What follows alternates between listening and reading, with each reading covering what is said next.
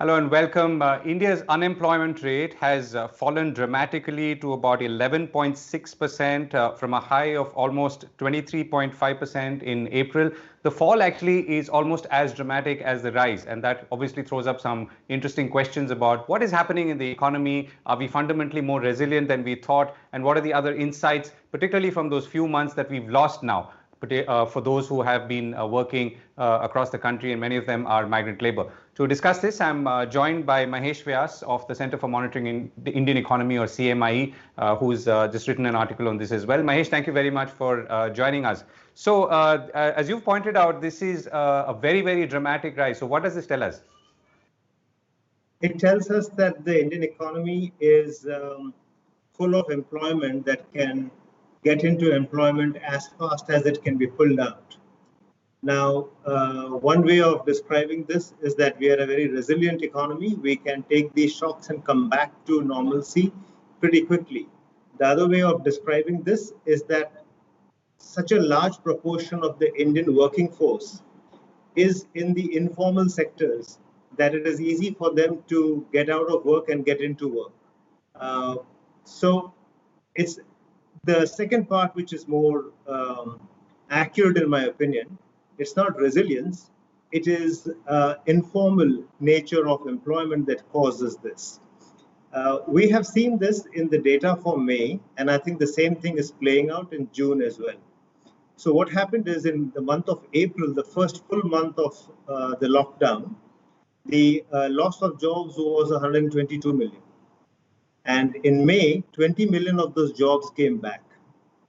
Now, if you see which jobs came back, it is predominantly street hawkers and daily wage laborers that came back. Of 22 million jobs that came back, 14.4 million jobs were of this category.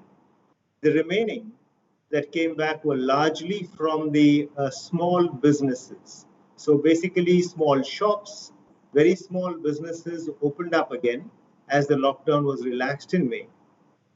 But salaried jobs did not come back. In fact, in May, the salaried jobs deteriorated. 17.7 million jobs were lost in April and became 17.8 million jobs. This is not additional. 17.7 became 17.8. That means 0.1 million jobs additionally got lost in the month of May 2020. So this means that if you take away the ability of a daily wage laborer to go out and earn today, if you take out that restriction tomorrow, he'll go back to work. It's very likely that he cannot afford to stay at home without a job. He will go out and try his luck in the labor markets and see if he can get a job. What's heartening though is that those people are getting jobs back. So there is a need today, after a very long hiatus, that a plumber is in need, a street hawker is in need, and so on and so forth. But those salaried employees who lost their jobs then did not get their jobs back, apparently. And I think the same thing is playing out in June as well. Right.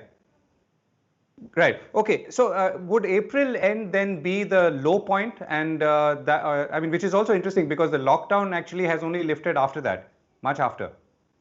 That's right. So April was the low point. So I think the worst is over. The worst where all kinds of people were hit extremely bad, that period is over. Now we are back to a situation where the more vulnerable people are back to work, but the salaried employees, employers and the employees are still stuck. Right. And the figure that you had said earlier, and you mentioned it again just now, is 120 million unemployed at peak. So what is that figure today? No, we can estimate that number only at the end of the month. Okay. So 122 million became about 101 million in May. But where is it now will be a little difficult to say. We will get better estimates only when the month ends. All we see is that the unemployment rate is falling and the employment rate is rising. That means employment is definitely increasing. Right. And how would you compare this to last year, same time?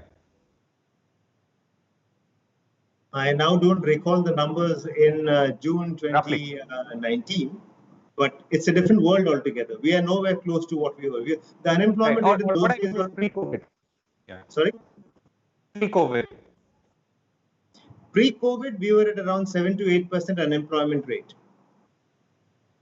And today we are at around 12% unemployment rate. We had a labor participation rate then of around 42.5 to 43%. The labor participation rate today is 40%. So we still have a long distance to go. Right, and the employment rate, which is at 40%, which is the figure of people who are over 14 and employed, is still low. And this is something that that has been traditionally low in India, Mahesh. That's right. India, and I should say it's not only India, it's South Asia, Pakistan, Bangladesh, Nepal, Sri Lanka, India, less Sri Lanka, but all these countries do have a characteristic of a very low employment rate. So this is something to do probably with our culture, with our education level, with many more factors that play a role in keeping women away from work. Right. Tell us about how these figures pan out when you split it between urban India and rural India in the context of this recovery that we are seeing. So the recovery is in both urban and rural areas. Both are seeing a rise in labor participation rate and a fall in unemployment rate. But the recovery is more in rural India. Urban India is taking a little longer to recover. There's recovery there too, and that's really very heartening. But rural India is recovering better. And the reasons are obvious. The government is spending more on Manrega. People do go into the farm sector and claim to be employed in the farm sector, which is actually disguised unemployment. But it shows up in employed people over there. So partly disguised unemployment, partly government pumping money into Manrega is what is leading to, partly also this is Kharif sowing season. So there are real reasons why the situation in rural India is better today. And the pumping of money to Narega is something that has begun and is already showing in the numbers, Mahesh? It is. It is showing up in the numbers. There are reports that this is not adequate or this is less than what was promised, etc. But that apart, I mean, if you just say what the situation is now compared to pre-lockdown period, I think Manrega spending is happening. Right. So one of the aspects that we've been following through this 90-day period is the fate of migrant workers. Now, are the numbers telling you anything about how those migrant workers are faring right now? Are they still? I'm assuming most of them are in rural India, but have people begun coming back, for example? Our survey does not classify a person into a migrant and a non-migrant. So we cannot actually decipher this from the data. We are trying now to see what we can do to inject this element into our survey. Probably by the middle of July, we will have some idea of what the situation on migrants is. But right now, we have no data on that.